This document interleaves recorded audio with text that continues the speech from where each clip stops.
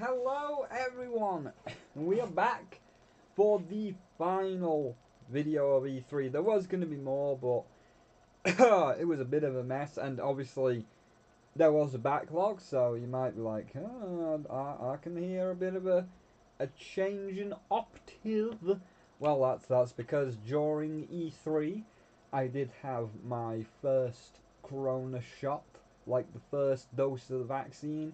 I'll be honest, probably got away with it a lot easier than a lot of people. I heard a lot of people were like, "Oh God, I felt like I was being taken for a ride." Like, I heard it fucked some people up. For myself, a little bit of, as I say, it was like my hay fever, but it was like mega heavy, like constant watering nose, really watery eyes, and a little bit of a, as you can hear, a little bit of a throat difference. Although this is the day after, so it's a lot better. It's a lot better.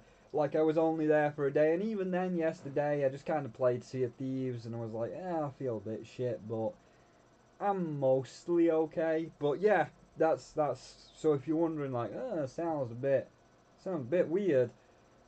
Well, that's why. But enough about me. Enough about what I've had. Let's move on to what you're here for. The winners and the losers of E3. Which, again, there was going to be more videos. You're going to see some things like Death's Door. Oh, looks really good. Another one which I'll bring up in a minute. And then things like Mario and Rabbids 2. They were all really good. I was going to do separate videos.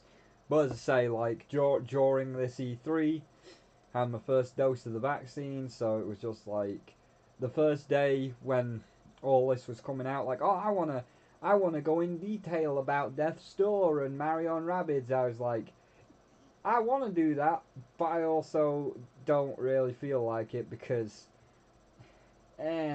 so yeah. But yeah, you'll see. So let's begin with the third worst of this E3, which at the very least showed games, which is a joint third place between Gearbox and Square Enix. Square Enix showed nothing of their main franchises, like Final Fantasy XIV, the online one, where people were hoping for Shadowlands, nor Final Fantasy XVI, and all they did for 20 minutes straight was talk about their new game by Crystal Dynamics, Marvel's Guardians of the Galaxy, which no doubt is going to be as bug-ridden and filled with microtransactions as their previous outing of Marvel's Avengers. Overall, a very boring conference. And as for Gearbox, again, they show games like Tina's Wonderlands, which is like their fantasy Borderlands or whatever the hell it is. But again, this was all trailers that we already knew. We knew Wonderlands was coming from Jeff Keighley's Summer Games. They just showed the same trailer again. So overall, pretty disappointing from Square Enix and Gearbox. But again, at least they showed games. So you two for now jump over and you get your place as the third worst of E3. There you go. But going on to the third best though, because while one conference showed the same shit that they've always shown, the other conference did incredibly well. Like, while it wasn't, I brung this up so you'll probably know who I am speaking of, but while it wasn't a lot of new gameplay, aside from one, while it wasn't a lot of new gameplay, it was just new game reveal after new game reveal after new game reveal, which is what E3 is about. That's why we're all here. So the third place winner definitely goes to Microsoft and I guess Bethesda. Bethesda I don't really care about, but Microsoft definitely. Like, they had so many good things that are coming that people are excited for. Slime Rancher 2, I'm excited for that. Psychonauts 2's got its release date. Oh, yes, please. Atomic Heart and Stalker 2, yeah, they're nice. I'll probably play those, but yeah, Microsoft just had so much good shit. Not quite the best shit. It was more of a quantity over quality, but they had a lot of good shit. And considering I've been playing Sea of Thieves, oh, that Pirates of the Caribbean, oh, it's good. But we'll probably be making a video on that because I've got a lot of Sea of Thieves videos in the backlog. And Rare, because I've been streaming Sea of Thieves, Rare's even like contacting me because like when you link your Microsoft account to your Twitch and your Google, you know, when you're a streamer, they were like, hey, you stream this game a lot. Do you wanna like sign up to this partner thing and like next weekend, the 25th, 6th, and 7th, you can have like Twitch drops enabled so all your viewers can get like an obsidian wheel to celebrate the Black Pearl coming to the game, so they can get like the Black Pearl obsidian wheel. And it's like, yeah, sure. So I'm still setting that up, but I'll make a video on that before next weekend. But yeah, so third place definitely. While it was quantity over quality, the quantity we got was good, and there was a lot of shit. So Microsoft, definitely one of the winners of E3, along with that Pirates of the Caribbean announcement for Sea of Thieves. Really, really good. On to the second worst, however, not so good, Ubisoft. The only one good thing that people are interested in is Far Cry 6. The rest of their shit, oh, it's Just Dance 2022 because it's a meme, haha.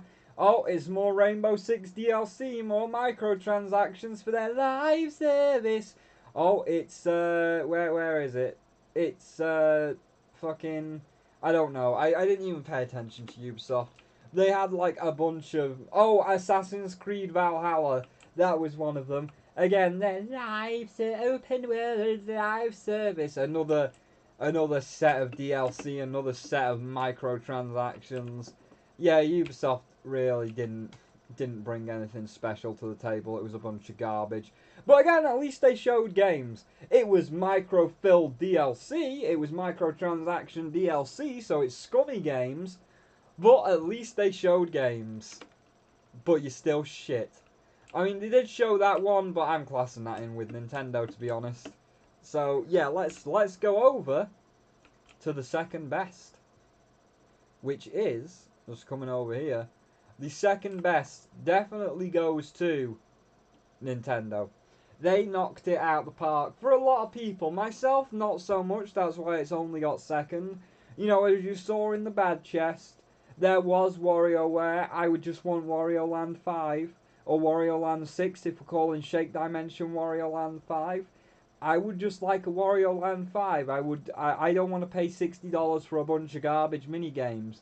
So like, if you can make a Wario Land, that'd be nice. And then there was other stuff like Breath of the Wild 2 where they really didn't show anything, and I'm personally not a fan of Breath of the Wild 2. So for me, they didn't knock it out of the park, but for a lot of people, they did. And the things that I did find interesting, the things that I did want, being a Metroid fan. Oh, you're not getting Prime 4, but Metroid Prime Dread, where there's that robot that you can't kill and you just gotta run away from it. Ooh, that's nice. And they showed some gameplay. Excuse me. They showed some gameplay and the Steelbook edition, and it's like, oh, it's just like Samus Returns. I'm excited. I'm very excited. I am happy.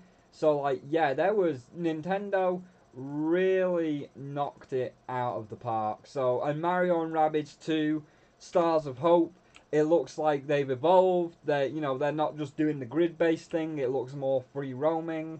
Definitely want to look at Rabbids 2 as well. Second place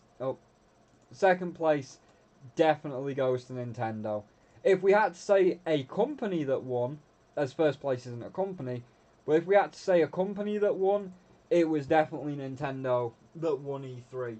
Maybe a bit of Microsoft on the side, because again, they did announce some good stuff like Psychonauts release date and that Sea of Thieves Pirates of the Caribbean. Like, Microsoft definitely a strong contender, but between Microsoft and Nintendo together, they were the corporations that won E3. They are the stars of the show. Nintendo just a little bit more because I'm a Metroid fan. I love Metroid. I'm glad we're getting a new Metroid. I'm excited for Mario and Rabbids 2. And there was a few things in there that if we get more information, you could change my mind on. Like Breath of the Wild 2. you might change my mind on it. You still have to do like a big full presentation going through combat, whether there's weapon degradation, etc. But you still have a chance to change my mind on that. But for the most part, though, you did good. You definitely won E3. But the biggest loser, however, before we get to the biggest winner, the biggest loser of E3, the one that showed no games, talked about nothing, Take-Two. All they did was waste everybody's time, clown it up for a goddamn hour, maybe even an hour and a half. I was playing Sea of Thieves because, like, fuck me, that was bad. I was playing Sea of Thieves because I was still, like, under the mild effects of the vaccine, but also B, like, god fucking damn. All they did for an hour, no games, no Red Dead Redemption 2 DLC, no Grand Theft Auto 5 DLC or Grand Theft Auto 6, none of that. All they did was have a bunch of shareholders talking about stocks and equity and virtue signaling about the LGBT community and BLM, which has its place. Listen, right? Because I know someone's going to look at that and be like, what, you don't? You don't? You're saying that you don't like that? No. It has its place.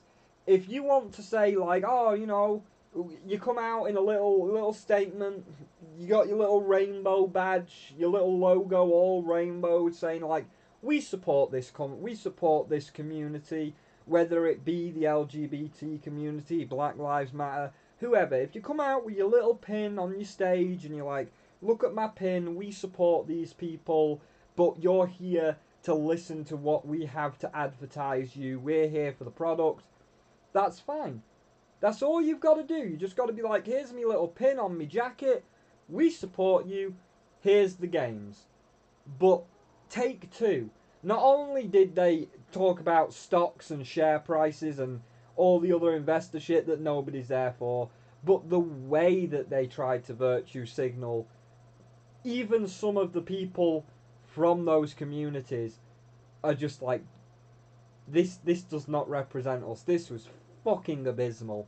It was the most abysmal shit in the world. That is the worst that both myself and, if you look at the dislikes on that presentation, Darth Vader's lightsaber, this was the worst way to do what you did, and it was the worst place to do it because everybody wanted to see the games.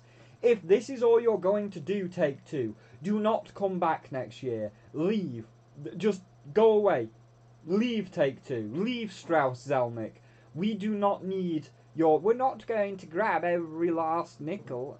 Oh, look, a nickel. We don't need you, Strauss. We do not need you, Take-Two.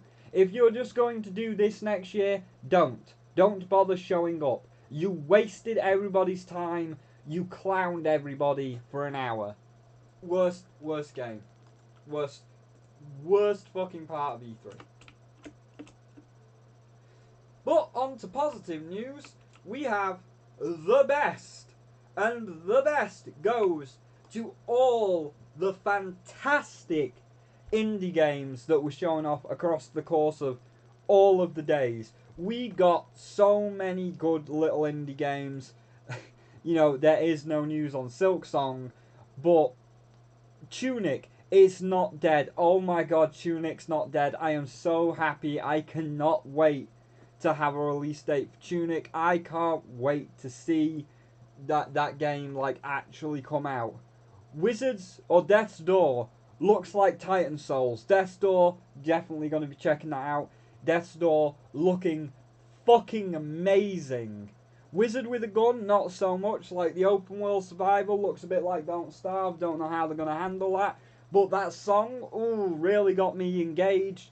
The animated cutscenes really look good. And of course, sacrifices must be made. A dark, twisted card game. They're all looking good. The indies definitely won this year. The indies brought their A game. Would have preferred some Silksong news, but the independent games, what was there? They look so stylized. They look so creative. They win E3. They are the overall winners. in terms of corporations, Nintendo and Microsoft, but purely like single, if we're focusing down single games, it has to be the indies. The indies are on point this E3. So, you know, that's my awards. You know, it's nothing big. It's nothing special. It's just there to round off, like, my personal thoughts on E3. And now that we're done, we'll get back to all the original content. You know, we've still got the playthroughs of Sonic DX, the viewer's choice to edit. We've got the playthroughs of Bug Fables to edit.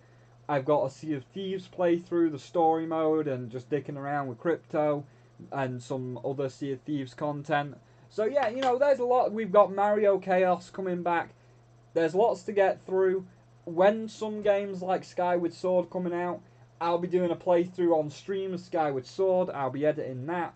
So there's lots to look forward to. So this is just a little break to do E3. But the thing we gotta end it on, of course, is thank you all for watching. I'll see you back with the regular content.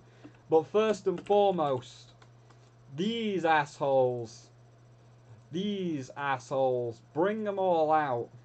Bring them all to the front of the stage. Because you know what it's time for. You know what it's time for. Especially take two. Isildur! Casted into the fire! Isildur! Get in there. You are the ultimate losers, and thus you will burn. Do not come back. Never return. Especially you, Take Two. Never return. But yeah, so that's it for this E3. You know, it wasn't the best. It was not the best E3. Nor was it the best year with the Rona going around. And I think that next year, if we just have a quick fly over here into the background, I think next year, if things don't improve, well, we've always got Vault 43 that we can go and hide in.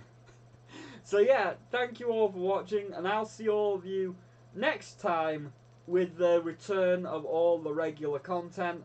And while you're waiting for that to be edited, there's also a link down below to my Twitch where you can come watch the streams live, and a Twitter so you know when I'm going live. But for now, I'm going to get out of here. I'm going to eat my dinner, and I'll be back with the regular content.